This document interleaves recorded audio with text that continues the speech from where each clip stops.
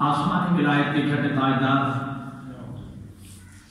مذہب تشیع کے مروج مؤسس بانی اور دنیا کی سب سے عظیم ترین دانشگاہ کے مؤسس حضرت امام جعفر صادق علیہ السلام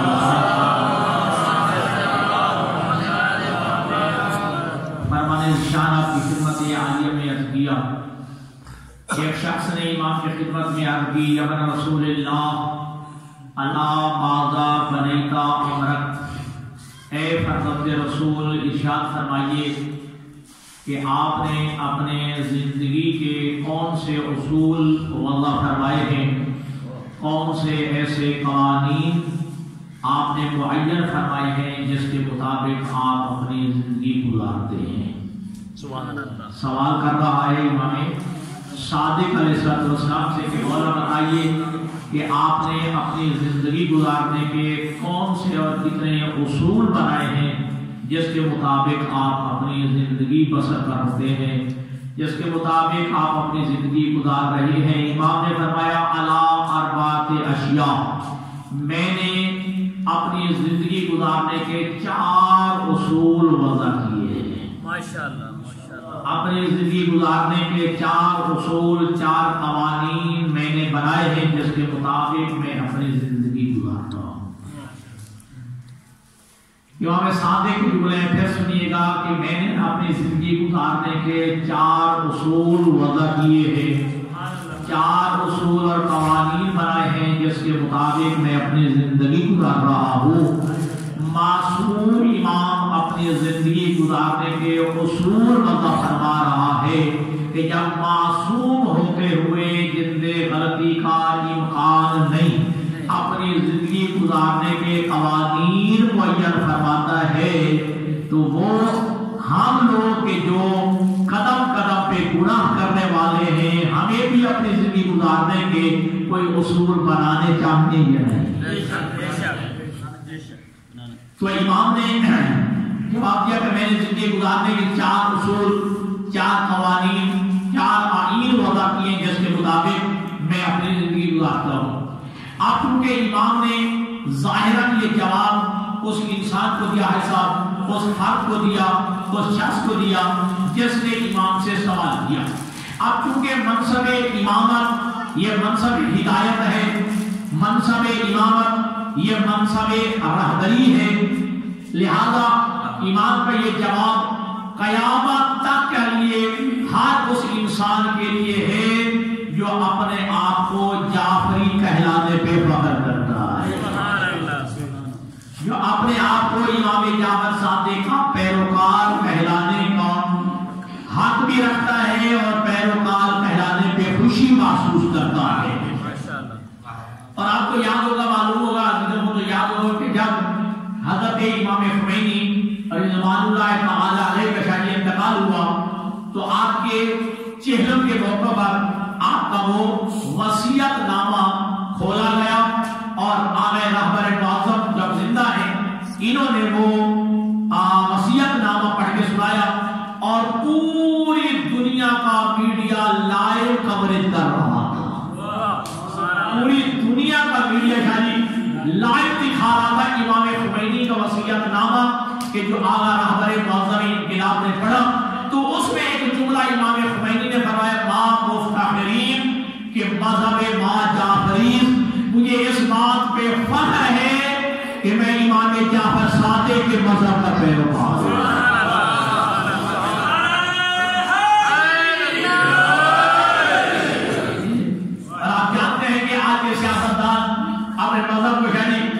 چھپاتے ہیں، اندر ہاتھ کھول کے پڑھ لیتے ہیں، جی بتانا بھی گوارا نہیں کرتے کہ میں کس مذہب کا پیروکار ہوں.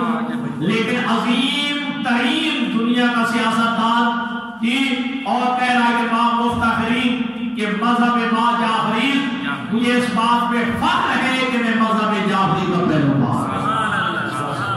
تو لہذا امام کا جواب ہر اس فرد کے لیے ہے قیامت تک کے لیے کہ جو اپنے آپ کو جعفری کہلانے پہ فخر محسوس کرتا ہے، جو امام جعفر صادق اپنے آپ کو پیروکار کہلاتا ہے.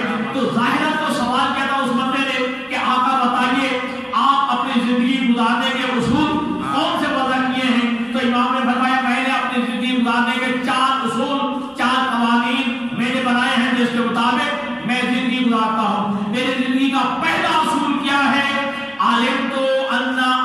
لا یعملہ غیری فاجتہدت، مجھے معلوم ہے کہ میرا عمل جو میرے ذمہ ہے وہ میرا غیر انجام نہیں دے سکتا، لہذا اپنا عمل میں خود انجام دینے کی کوشش کرتا ہوں۔ میری زندگی کا پہلا اصول، میری زندگی کا پہلا قانون کیا ہے، آئین کیا ہے کہ مجھے معلوم ہے کہ جو میرا فریضہ ہے، مجھے معلوم ہے کہ جو میرا عمل ہے وہ میری جگہ پہ میرا غیر انجام نہیں دے سکتا۔ نماز میری ہے تو میں نے پڑھنی ہے، نماز میرے اوپر واجب ہے تو وہ میں نے پڑھنی ہے، میرے اوپر روزہ واجب ہے تو میں نے ادا کرنا ہے، حج و زکات میرے اوپر فرض ہے تو میں نے انجام دینا ہے، لہذا میرا وہ عمل معلوم ہے کہ جو میں نے انجام دینا ہے، میرے غیر نے انجام نہیں دینا، فاجتہدت، اسے خود انجام دینے کی میں جعفر صاحب کی کوشش کرتا ہوں۔ تو مذہب جعفری کی پہلی اساس اور بنیاد عمل ہے۔ مذہب جعفری کی پہلی اساس اور بنیاد عمل ہے، توجہ کیجیے گا۔ اور میرے امام کے جملے ہیں، میرے پہلے امام کے، امام فرماتے ہیں العمل شعار المومن، مومن کا شعار، مومن کی پہچان، مومن کی علامت عمل کرنا ہے۔ توجہ، العمل شعار المومن، مومن کا شعار، مومن کی پہچان، مومن کی جو ہے علامت وہ عمل پر جانا ہے۔ تو مومن کردار کا راوی ہوتا ہے، گفتار کا راوی نہیں ہوتا۔ آپ محسوس نہ کیجیے گا، یہ مومن کا محسوس نہ کیجیے گا، یہ جو حقائق ہے میں آپ کرنا چاہتا ہوں کہ العمل شعار المومن، مومن کی علامت ہی عمل پر جانا ہے جی۔ تو مومن کردار کا راوی ہوتا ہے، گفتار کا راوی نہیں ہوتا۔ اور میرے اسی ایمان کے جملے ہیں نہج البلاغہ میں، فرماتے ہیں الشرف عند اللہ بحسن الاعمال لا بحسن الاقوال، اللہ کے نزدیک شرف، اللہ کے نزدیک زندگی، اللہ کے نزدیک عزت، اللہ کے نزدیک بزرگواری کیا ہے؟ بحسن الاعمال لا بحسن الاقوال، اللہ کے نزدیک عزت اچھے اعمال بجا لانا ہے، اچھی باتیں کرنے سے نہیں ہے۔ اللہ کے نزدیک شرف، اللہ کے نزدیک عزت اچھے اعمال بجا لانا ہے، اچھی باتیں کرنا نہیں۔ یہ بولے الشرف عند اللہ بحسن الاعمال لا بحسن الاقوال، اللہ کے نزدیک شرف، اللہ کے نزدیک جو ہے عزت اور احترام جو ہے وہ اچھے اعمال بجا لانا ہے۔ توجہ کیجیے گا، اچھے اعمال بجا لانا ہے، اچھی باتیں کرنے سے اللہ کے نزدیک شرف نہیں ملتا۔ تو لہذا مومن کردار کا راوی ہوتا ہے، گفتار کا راوی نہیں ہوتا ہے۔ اور یاد رکھیے گا، آج کچھ عمل کی طرف جھکاؤ ہے تو عقیدے سے خالی کوئی خالق ہو دے عقیدے کی باتیں کرتے ہیں تو میرا عمل سے خالی، لیکن قرآن آپ کے سامنے ہے، بسم اللہ کی بے سے لے کر والناس کی سین تک جب لفظ یا ایھا الذین آمنوا ساتھ ضرور کہا ہے وعملوا الصالحات۔ ایمان اور عمل صالح کو شاید اللہ نے ساتھ ساتھ رکھا ہے، ایمان اور عمل صالح کو اللہ نے ساتھ ساتھ رکھا ہے۔ اور یہ سورہ مبارکہ تو آپ کو یاد ہے، ہر حدیث کو بھی یاد ہے، بزرگوں کو یاد ہے، سورۃ والعصر جی، والعصر ان الانسان لفی خسر، قسم ہے زمانے کی، تمام انسان خسارے میں ہیں، تمام انسان گھاٹے میں ہیں، تمام انسان نقصان میں ہیں، الا الذین آمنوا، مگر وہ خسارے میں نہیں جو صاحب ایمان ہے، جس کا ایمان ٹھیک ہے، جس کا عقیدہ ٹھیک ہے۔ اب صرف عقیدے کی بات نہیں، وہ عامل الصالحات، وہ انسان بھی خسارے میں نہیں جو ایمان کے ساتھ ساتھ عمل صالح بجا لاتا ہے۔ وہ خسارے میں نہیں، وہ گھاٹے میں نہیں، جو ایمان کے ساتھ ساتھ عقیدے کے ساتھ یعنی عمل صالح بجا لاتا ہے۔ وتواصوا بالحق، وہ انسان بھی خسارے میں نہیں ہے، وہ انسان بھی گھاٹے میں نہیں ہے کہ جو حق کی تلقین کرتا ہے، جو حق کو بیان کرتا ہے۔ اور آج ہمارے معاشرے میں ناراض ہونا، حق کہنا ہی تو مشکل ہو گیا ہے۔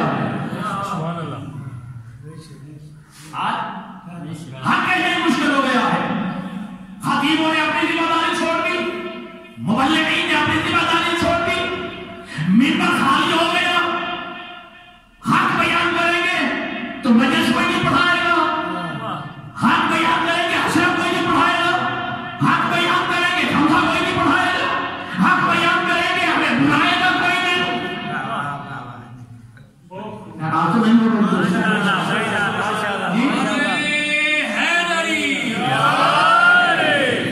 سب سے مشکل ترین کام آ جاؤ گے حق بیان کرنا، اور اللہ کے نبی کے جملے ہیں شادی، اللہ کے نبی فرماتے ہیں کہ بہترین جہاد جابر ہو قرآن کے سامنے، ظالم کے بندے کے سامنے کلمہ حق کہنا۔ اور آج بھی خطبہ جمعہ میں میں نے اس حدیث کو پڑھا ہے، فرمایا کہ 4 صفات ہیں، ساری بندہ مومن ہو جاتا ہے، اس کا ایمان کامل ہو جاتا ہے، اس میں پہلی صفت کیا ہے کہ اس میں یہ پائی جائے اس کا ایمان کامل ہو جاتا ہے کہ من لا یخاف بلومۃ لائم، جو کسی ملامت کرنے والے کے ملامت سے نہ ڈرے، حق بیان کر دے۔ اور آج کے پاکستان میں دیکھیے جتنے بزرگان ہوئے جو سفید نے تشریف فرما ہے، جن بزرگان علماء کی زندگیاں گزر گئی، لوگ گالیاں دیتے رہے لیکن آج وہ سیاسی پر ہیں، کسی ملامت کرنے والے کی ملامت سے وہ گھبراتے نہیں ہیں، خوف نہیں کھاتے۔ دنیا کہتی ہے یہ سیاست کے خلاف ہے، یہ بات نہ کرے، مسلک کے خلاف ہے، کہا ہو مسلک کے خلاف لیکن دین کی بات کرنی ہے۔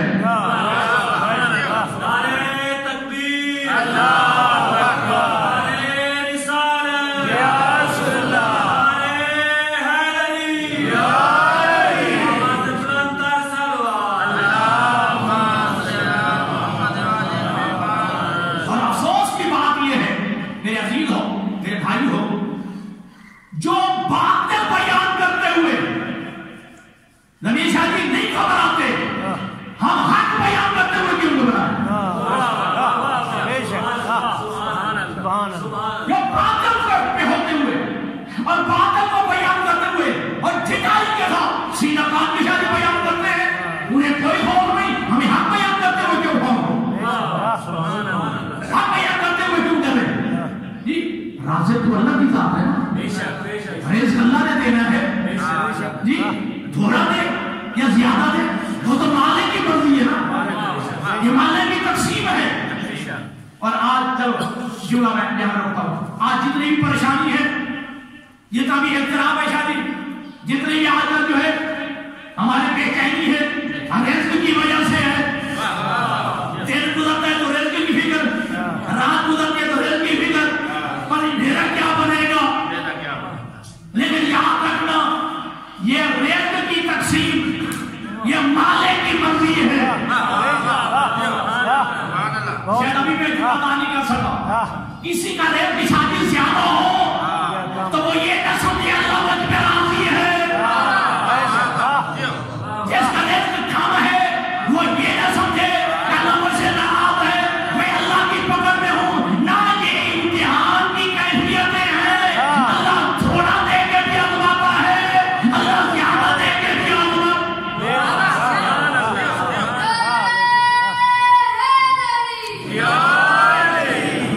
یہ امتحان کی کیفیتیں ہیں، کسی کا تھوڑا تو کسی کا زیادہ، یہ امتحان کی کیفیتیں، اللہ دے کے بھی آزماتا ہے شادی، اللہ لے کے بھی آزماتا ہے، اللہ دے کر جاتا جسے زیادہ دیا ہے وہ شکر کتنا کرتا ہے، جسے لے لیا ہے وہ صبر کتنا کرتا ہے۔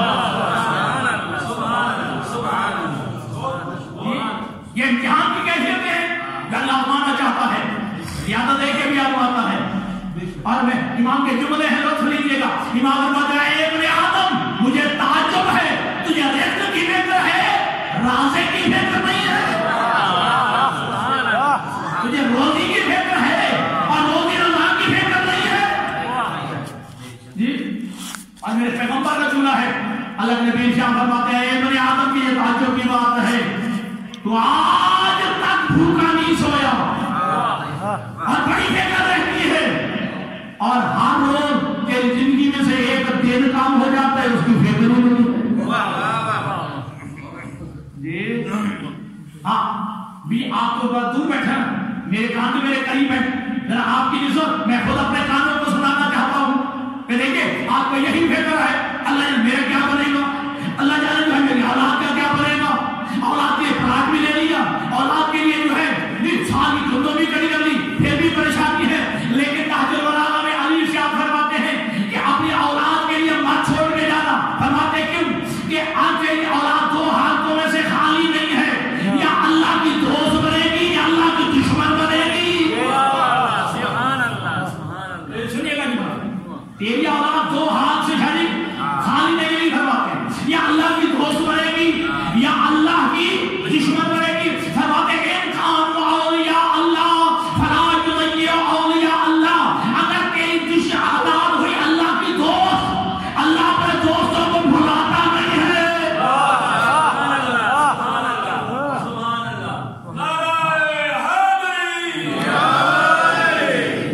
اگر تیری اولاد ہوئی اللہ کی دوست تو اللہ اپنے دوستوں کو بھلاتا نہیں، وَإِنْ كَانُوا أَعْدَاءَ اللَّهِ، اگر تیری اولاد ہوئی اللہ کی دشمن تو دیے کیسے حق دیا ہے کہ اللہ کے دشمن کی فکر دور کرے۔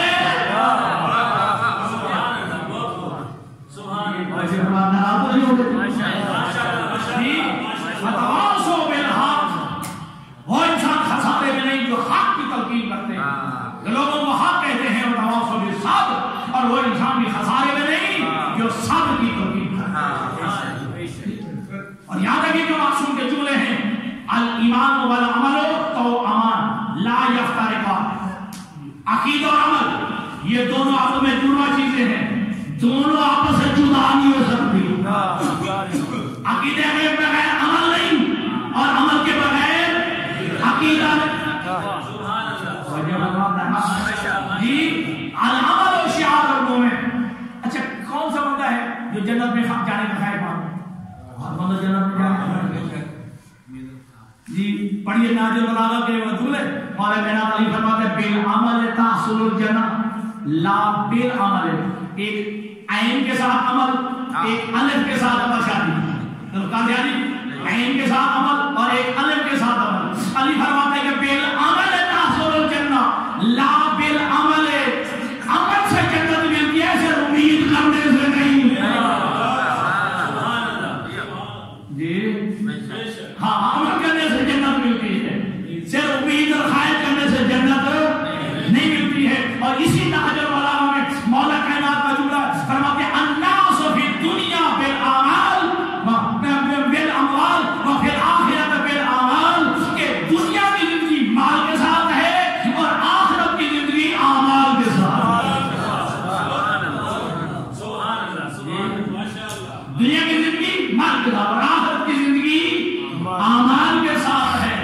علی آپ کو فرماتے ہیں لا تکن ممن یرجو الآخرۃ بغیر العمل، اے میرے ماننے والوں بغیر عمل کے جنت کی امید نہ رکھنا۔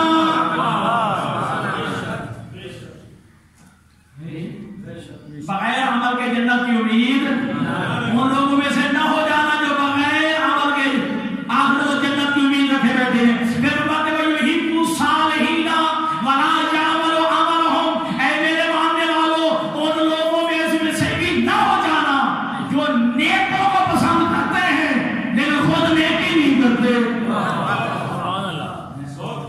نیک لوگوں کو پسند کرتے لیکن خود نیکی نہیں کرتے۔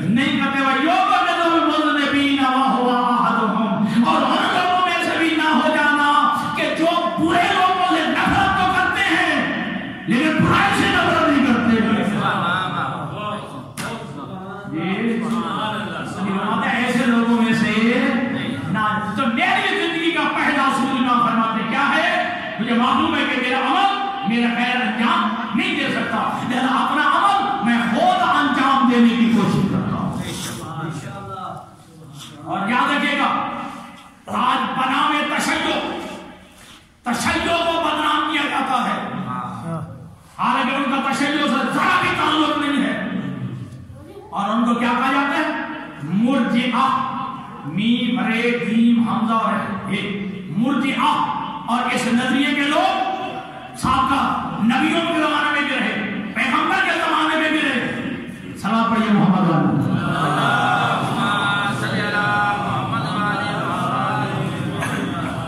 अल्लाह के हबीब ने फरमाया लोहे ना तेल मुर्जिया को अला लिसाने सबीना नबिया के कौमे मुर्जिया पर 70 नबियों ने लानत की है। गिरोह मुर्जिया पर 70 नबियों ने लानत की है।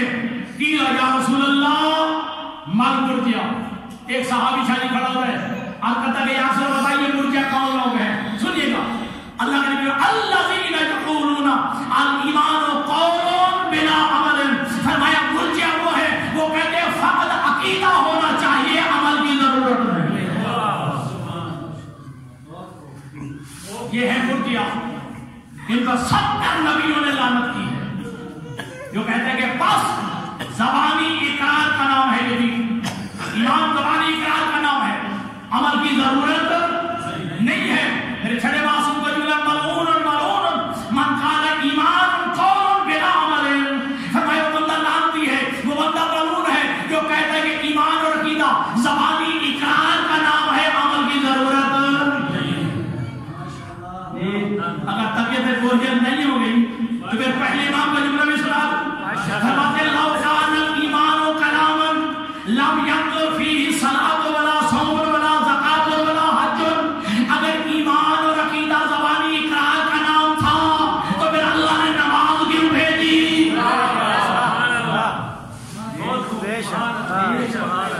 अगर ईमान और अकीदा ज़बानी इकरार का नाम था तो फिर अल्लाह ने नमाज क्यों भेजी? अल्लाह ने रोज़ा क्यों भेजा? अल्लाह ने हज ज़कात क्यों भेजी?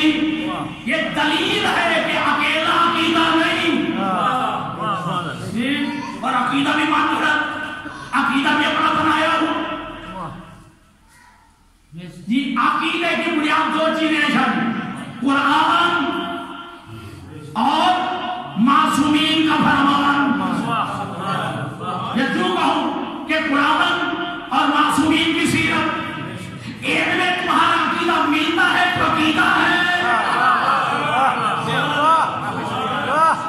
ऐसे बाहर है वो तेरा अकीदा नहीं, मन घड़ता है जी। वो जाली है अकीदा, वो जो कुरान में है और सीरत मासूमीन में है। और आज कुछ लोग गुमराह करने की कोशिश करते हैं कि बस अकेला जो है मोहब्बत अहल काफी है। ये किताब का नाम अखबार उजून और रज़ा, आप सब तशरीफ में मेरी बात में काट हो रही है। उजून अखबार रज़ा ये शेख सदूक रहमतुल्लाह की किताब लिखी जिसमें सिर्फ इमाम रज़ा के फरामीन, आपकी मुनाजात, आपकी दुआएं, दो जिल्दों में शादी। उसमें इमाम रज़ा फरमाते ला तक़बल अमल सालिह वल इत्तिहाद इत्तिकालन अला हुब्बि आले मुहम्मद। ना अमल सालिह छोड़ना, ना इबादत में कोशिश को तर्क करना, इत्तिकालन अला हुब्बि आले मुहम्मद, मोहब्बत अहले बैत के भरोसे पे, मोहब्बत अहले बैत के भरोसे पे, मोहब्बत अहले बैत के सहारे पे। ना अमल सालिह छोड़ना और ना ही इबादत में कोशिश को तर्क करना। आप ऐसे खूबसूरत जुमला आगे का फरमाते हैं ला तदो हुब्बा आले मुहम्मद इत्तिकालन अलल इबादा।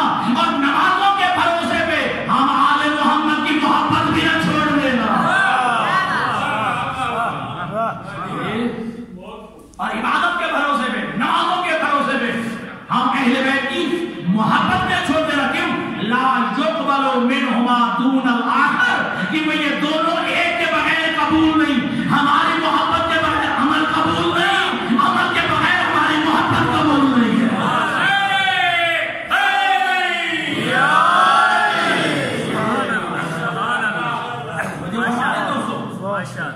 और वो दिन तो सबको याद है ना, मैं दुनिया से बात छोड़ रहा हूँ, सबको याद है। नमाज, रोज़ा, हज, ज़कात, खौम्स, जिहाद। जिहाद का कौन सा नंबर पड़ता है लड़कियों के बताएं? नमाज, रोज़ा, हज, ज़कात, खौम्स और जिहाद।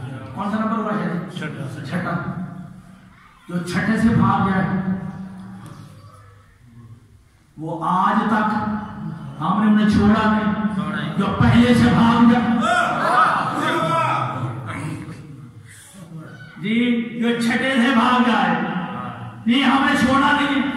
पहला ही दर्जा नमाज का है, जो पहले मैदान से भाग जाए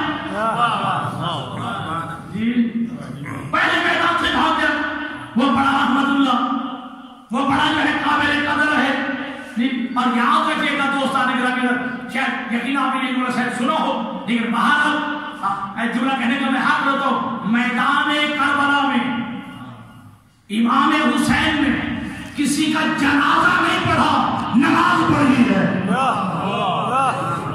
ہر بندے توجہ نہیں کی، ہر بندے توجہ نہیں کی. میدان کربلا میں امام حسین نے جنازہ نہیں پڑھا لیکن نماز پڑھی ہے. نماز پڑھا. ابو سلامہ سیدابی نے کہا نا آقا مولا نماز کا وقت ہو گیا، دل چاہتا ہے زندگی کی آخری نماز ہے آپ کی اقتدا میں پڑھی جائے. ایک جملہ کا زکات الصلاۃ، تجھے ابھی بھی نماز یاد ہے اس وقت؟ اور دعا کی ہے حسین نے جعل اللہ من المصلین، اللہ تجھے نمازیوں میں سے اٹھا، اللہ تجھے نمازیوں میں سے اٹھا. اور یاد رکھیے گا آج دشمن کے سامنے جو سمجھے نمازی کو نمازی سے لڑا رہا ہے، مسجد کو امام بارگاہ سے لڑایا جا رہا ہے، یہ امام بارگاہوں کو دور کیا جائے، لیکن یاد رکھیے وہ نمازی نمازی نہیں جو آزادار نہیں، اور وہ آزادار نہیں جو نمازی نہیں. کبھی یہ سازش میں نہ آنا کہ نمازی اور آزادار کو جدا کیا جائے. ہم تو کہتے ہیں کہ وہ آزادار نہیں ہے جو نمازی نہیں ہے، اور وہ نمازی نہیں جو آزادار نہیں ہے. اور یاد میں جو کہتا ہوں وہ مسجد کیسی مسجد جو آزادار پیدا نہ کرے، امام بارگاہ کیسا امام بارگاہ جو نمازی پیدا نہ کرے.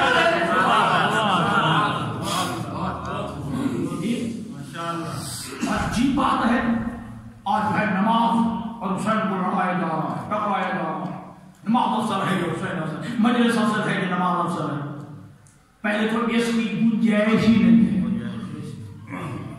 جی. اور نتیجہ آپ کے سامنے ہے، نتیجہ بھی دیتے نا، پھر نماز افضل ہے یا مجلس افضل ہے، پھر اس کا نتیجہ بھی دیتے نا. اور نتیجہ دینا کس کا کام ہوتا ہے؟ مجتہد کا.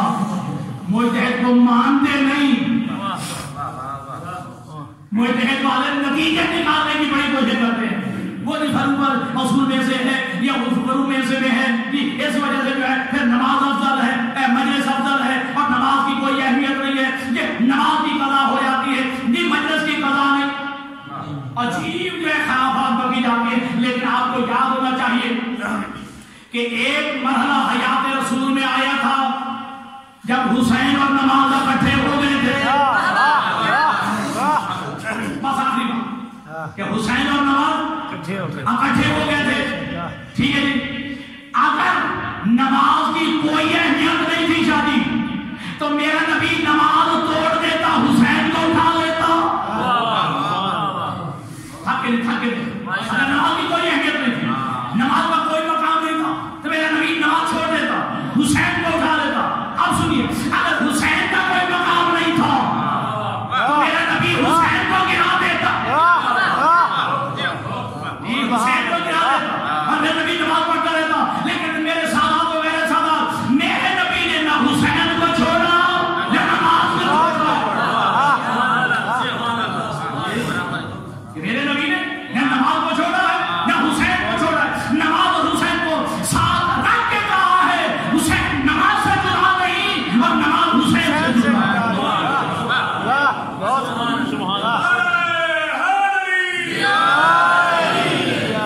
حسین وہی ہوگا جہاں نماز ہوگا اور نماز وہی ہوگی جہاں حسین ہوگا. حسین اور نماز کو اکٹھے رکھ کے نبی نے ایک نتیجہ اور بھی دیا ہے. نبی نے بتا دیا کہ حسین کی خاطر نماز کو نہیں چھوڑا جا سکتا اور نماز کی خاطر حسین کو نہیں چھوڑا جائے گا. اب آخری نتیجہ تو آپ کی دعوت تمام. حسین سوار ہو گئے پشت رسول پیشانی، اور اللہ کے نبی نے 71 یا 72 مرتبہ تصویر پڑھی سبحان ربی الاعلی و بحمدہ. عالم دین تشریف 3 دفعہ مستحب ہے، توجہ ہے نا جی. اب میرے نبی نے تصویر کو بڑھایا، سجدے کو طول دیا. کیوں شادی؟ اگر نبی کو میرے نبی کو پتہ ہی نہیں چلا کہ میری پشت پہ کون ہے، سبحان اللہ. پھر تصویر کو بڑھایا کیوں ہے؟ سجدے کو طول کیوں دیا ہے؟ تو نبی کا تصویر کو بڑھانا اور سجدے کو طول دینا دلیل ہے کہ نبی کو پتہ چل گیا کہ میری پشت میں حسین نبی چاہیے اگر حسین نہ ہوتے تو میرے نبی یا ایک مرتبہ پڑھتا یا پھر 3 مرتبہ یا 71 مرتبہ پڑھا یا سجدے کو طول دیا. کس وجہ سے؟ پتہ چل گیا پڑھتے رسول میں حسین ہے تو پتہ چل گیا حسین کے آنے سے نمازیں کام نہیں ہوتی, عبادتیں کام نہیں ہوتی, حسین کے آنے سے عبادتیں بڑھ جایا کرتی ہیں.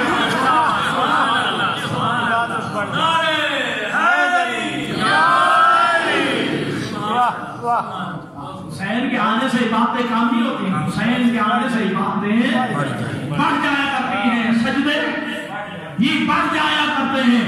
تو لہذا حسین اور نماز کا تقابل نہ کیجیے, تقابل ہوتا ہے شخصیات کا. حسین شخصیت ہے اور نماز شادی عمل ہے. یہ شخصیت عمل کا کیا تقابل؟ عمل کا عمل کے ساتھ تقابل کرو, شخصیت کا شخصیت کے ساتھ تقابل کرو. اگر حسین کا تقابل کرنا ہے تو پھر صف انبیاء میں دیکھو. میرے نبی کے علاوہ کوئی آئے تو حسین دیکھو. یہ تو نماز عمل ہے, حسین شخصیت ہے. اور بڑا بہترین ایک عالم دین نے جملہ کہا کہ میرے نبی نے نہ حسین کو گرایا ہے نہ نماز کو چھوڑا ہے, دونوں کو رکھ کے بتا دیا دیکھ لو. دنیا والوں حسین عقیدہ ہے, نماز عمل ہے. حسین عقیدہ ہے اور نماز عمل ہے.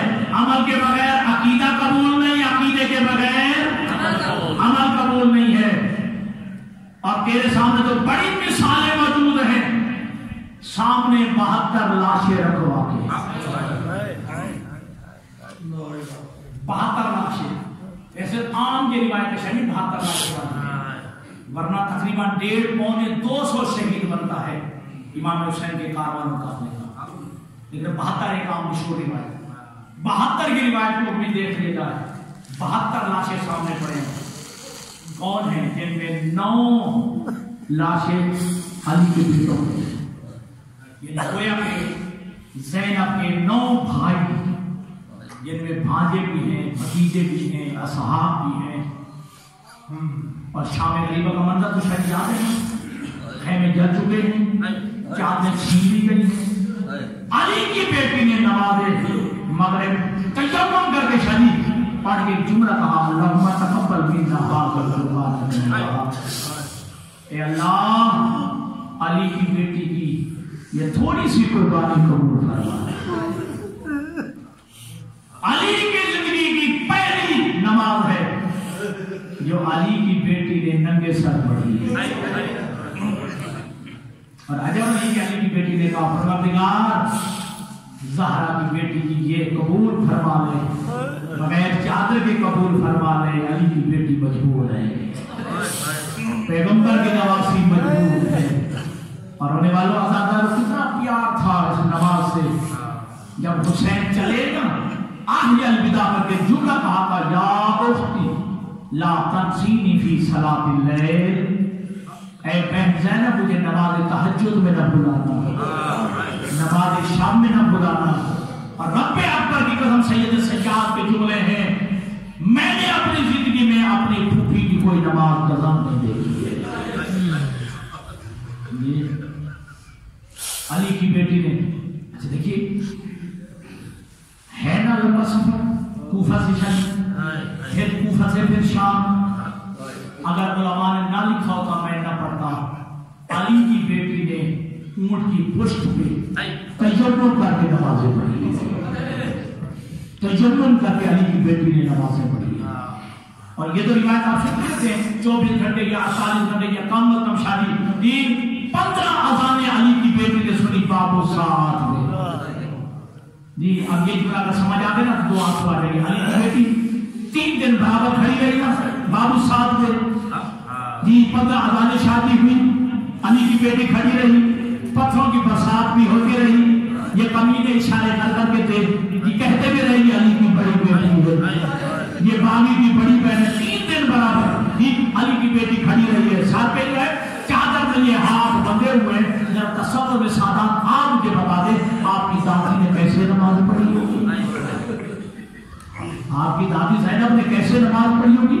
میں تو جملہ کہا کرتا ہوں, یاری تیرا نماز پڑھنا آسان تھا, تیرے ہاتھ کھلے ہوئے تھے، یہ مسجد کا ماحول تھا، میں کہوں گا یا حسین تیرا بھی نماز پڑھنا آسان تھا، پیاسا تو ضرور تھا حسین، لیکن تیرے ہاتھ کھلے ہوئے تھے، تو مرد تھا۔ آج علی آ حسین دیکھ 3 دن برابر تیری بیٹی تیری بہن کیسے نماز پڑھتی ہے۔ خدا کی قسم علی کی بیٹی ننگے سر جو ہے جب بازار عبور کر رہی تھی، سوق کے حمیدیہ میں جب پہنچی ہے نا، روایت کے نام ہے مالیو سلطین کی روایت کے مطابق 6 لاکھ تماشبین بلوائے گئے، علی و بطول کی بیٹیوں کے ننگے سروں کا تماشا دیکھنے کے لیے مسخرے کر رہے تھے، نقال نقلیں کر رہے تھے، ڈھول بجانے والے ڈھول بجا رہے تھے، علی کی بیٹی جو ہے گزر رہی تھی، ایک جو ہے لمحہ ایسا بھی آیا، حافظ محمد حسین مرحوم پڑھا کرتے تھے کہ علی کی بیٹیوں کی بھیڑ اتنی تھی، علی کی بیٹیوں کا سر کبھی اور دیوار کے ساتھ جا